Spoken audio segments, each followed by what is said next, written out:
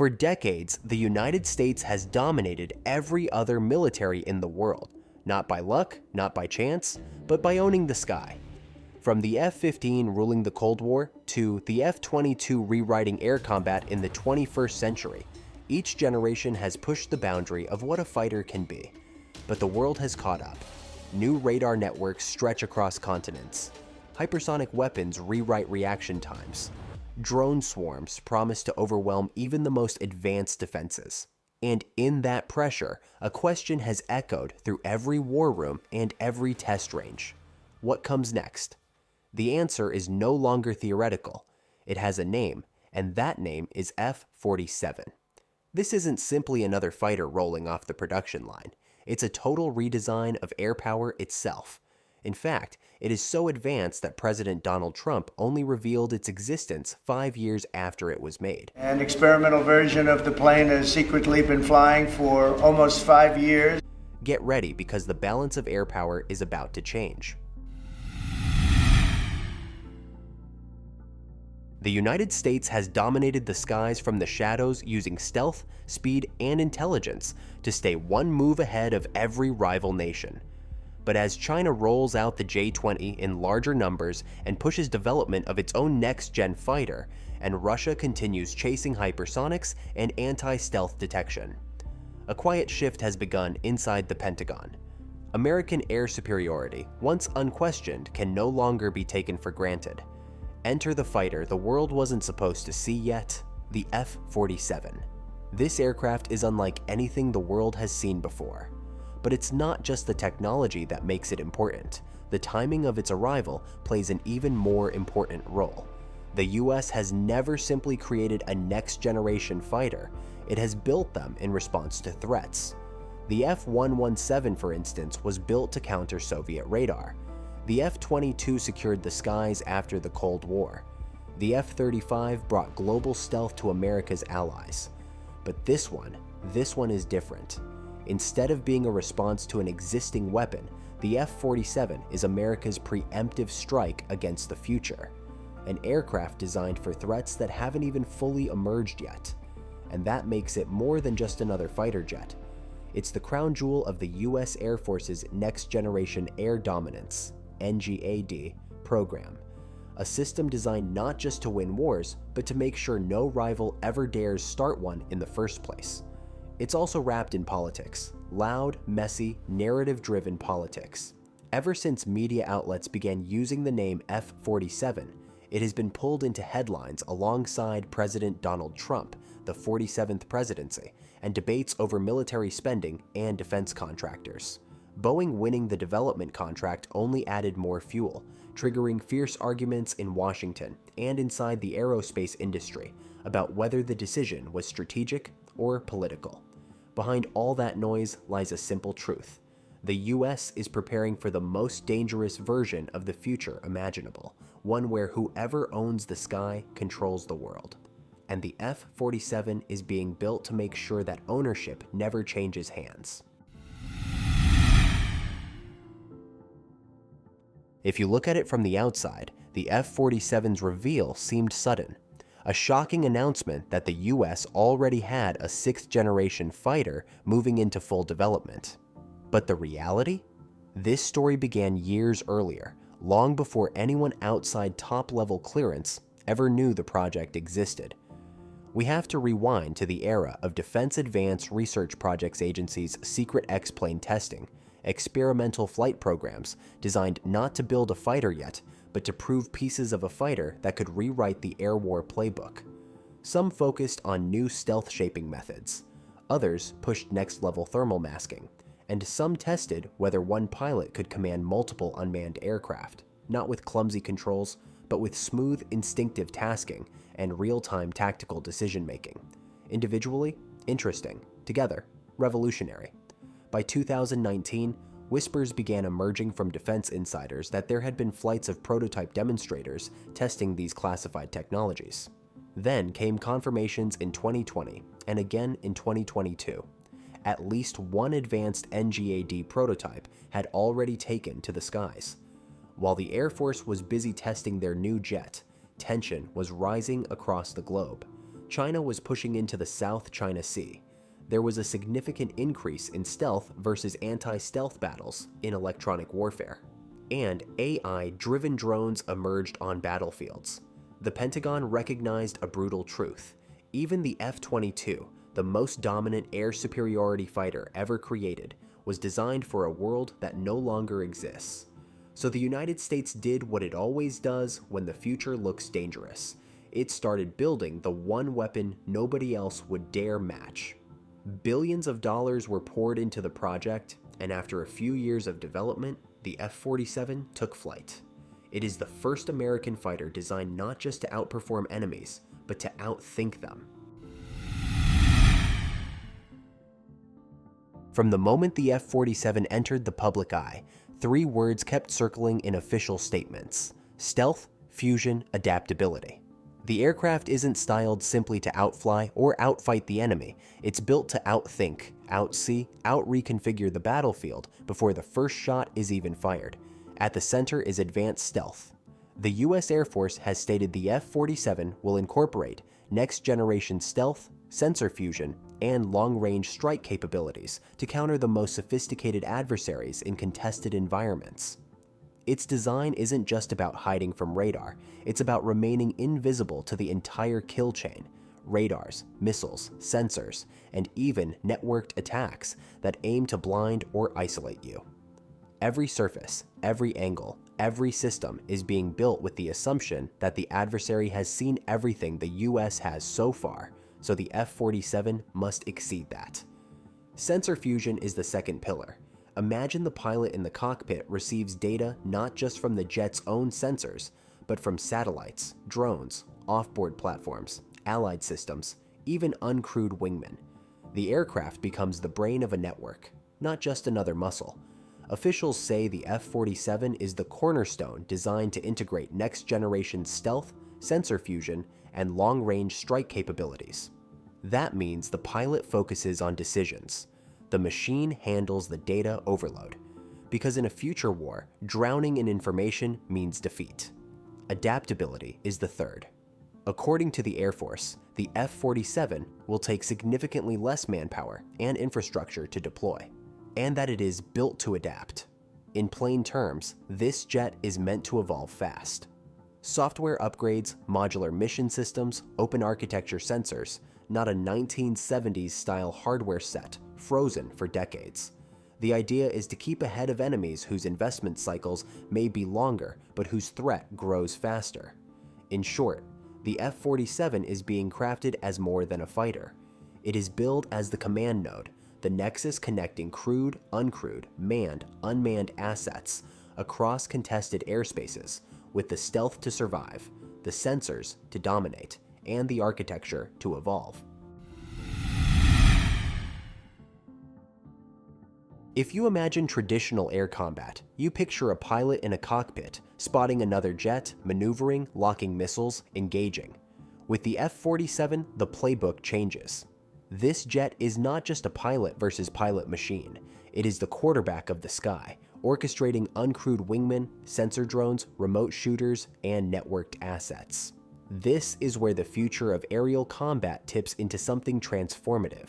According to reports, the F-47 will function as the center in a family of systems of manned aircraft supported by collaborative combat aircraft, CCAs, that are uncrewed, AI-enabled, and capable of performing sensor, strike, or decoy roles. It is said that the aircraft is capable of coordinating swarms of up to 1,000 AI-enabled CCAs. Yes, one jet commanding fleets of drones, each tasked with a specific function like detecting threats, jamming defenses, launching missiles, or simply appearing as decoys.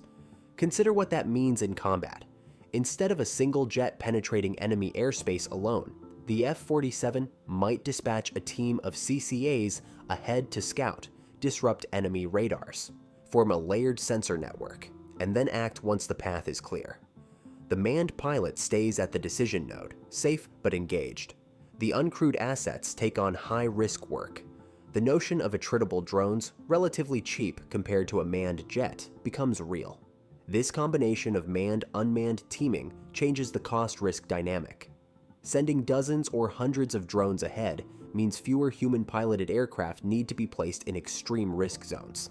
The F-47 becomes a force multiplier, but it also becomes a key node whose survivability, connectivity, and decision-making feed determine the success of the package. In effect, lose the node, and you risk collapse of the mission network. The F-47's manned-to-uncrewed command capability isn't a nice-to-have. It is the linchpin of the next generation of air combat. It raises the stakes, changes the force structure discussion, alters how many pilots, jets, and drones will be needed, and forces adversaries to think differently about how to counter not just a jet, but a network. Stealth has always been the quiet superpower of American air dominance. It's what kept the F-117 invisible over Baghdad, and what allows the F-22 and F-35 to dictate the rules of engagement today. But the F-47 is built for a different era, an era where detection technology is improving faster than aircraft can dodge it. That is why the US Air Force describes its stealth not as a generation, but as a leap into next-generation air dominance. This isn't meant to blend into radar simply by shape alone. It is engineered to remain hidden deep inside the heart of modern air defense zones, where the skies are thick with long-range tracking arrays, infrared search sensors, and electronic surveillance networks. And the numbers backing its reach are bold. The combat radius published by the Air Force places it beyond 1,000 nautical miles, giving it operational range far surpassing today's fighters, allowing it to penetrate and strike targets that were once considered unreachable without massive support. Speed matters too, because stealth doesn't always mean slow. The F-47s will reach speeds of Mach 2, meaning that it can reposition in the battle space fast enough to exploit a brief window of invisibility. With that flight profile, it doesn't just sneak in, it dictates tempo, attacking on its terms, and vanishing before enemy radars even finish their refresh cycle. Pair extended strike radius with high-end stealth, and you get a jet designed not just to survive in contested zones, but to own them. That is the strategic pivot America is making. A fighter that isn't protecting the front line, it becomes the front line. If you're proud of American innovation, subscribe and type "honored" in the comments to share your pride. Traditional aircraft are built for a mission. The F-47 is built for every mission that comes next. The Air Force has been clear that adaptability is at the core of this platform. It's part of a family of systems, meaning the jet doesn't operate as a lone wolf, but as a command node that shapes the entire strike package around it. The F-47 will shift and reconfigure as threats change, something supported by its modular design and open architecture. That adaptability turns its internal bays into a canvas. Today, the most advanced air-to-air missiles may be inside. Tomorrow, electronic attack systems will be built to blind an enemy fleet. And beyond that, emerging payload types the Air Force hasn't even publicly named yet. Because when your adversaries are rapidly developing hypersonic weapons, a fighter that updates at the speed of innovation becomes the real competitive advantage. And here's the shift in warfighting philosophy. Instead of focusing on what the F-47 carries, the Air Force is focused on what it connects.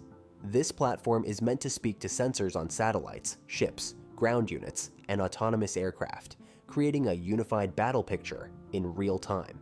In an air war where seconds decide survival, that connected brain is just as lethal as its missiles. Range, speed, endurance. The trifecta that determines whether a fighter controls the fight or falls behind it. And the F-47's published performance figures are not subtle. Its over 1,000 nautical mile combat radius pushes US air power far deeper into enemy territory without needing the old chain of vulnerable tankers and forward bases.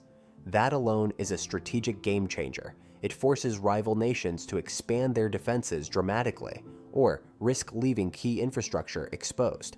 Mach 2+ speed adds another layer, offering the agility to retreat, reposition, or pursue with a responsiveness most stealth aircraft have historically struggled to achieve. It combines long-range stealth penetration with the ability to rapidly strike multiple targets across wide fronts. Even its production scale tells a story. The Air Force has signaled a fleet exceeding 185 jets, meaning this isn't a boutique experimental craft. This is the backbone of air dominance for decades to come. The F-47 is expected to be airborne worldwide, replacing fleets, not complementing them.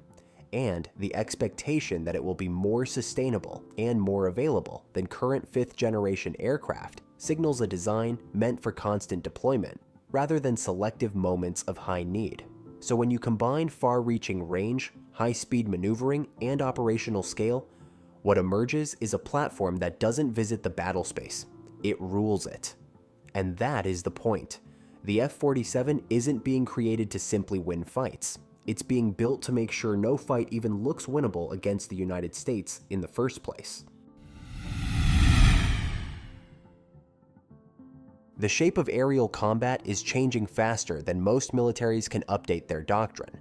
Think less two jets meet in the sky, and more, a distributed network meets a contested battle space. The F-47 is only one manifestation of a much broader shift. If you squint 5 to 15 years out, a few clear trends stand out, and they will change everything about how commanders think about power from the air. For one, human pilots will remain central, but their job will be different. Instead of being lone duelists, pilots become tactical managers. They will supervise swarms, assign objectives, and make high-level moral and legal choices, while machines handle the split-second chores. That does not mean pilots go idle.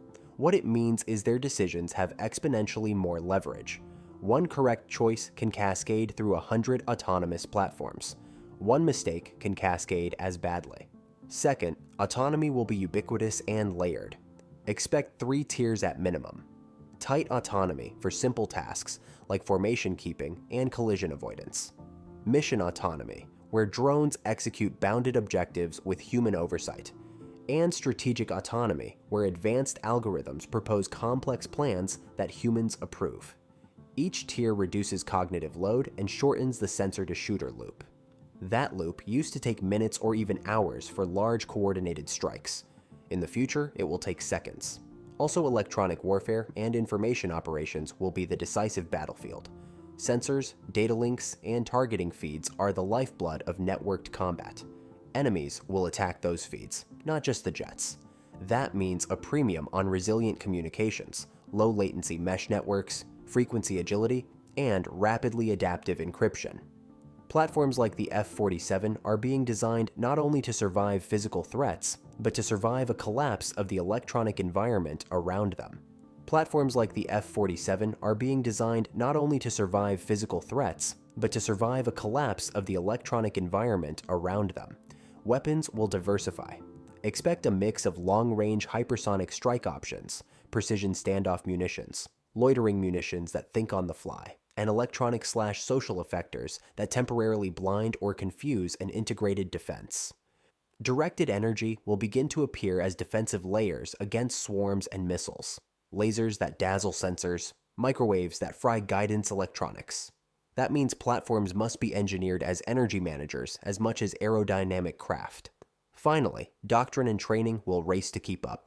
Realistic simulation, digital twins, and AI-driven wargaming will become the backbone of pilot and commander readiness. A pilot will rehearse not just maneuvers, but whole system orchestration.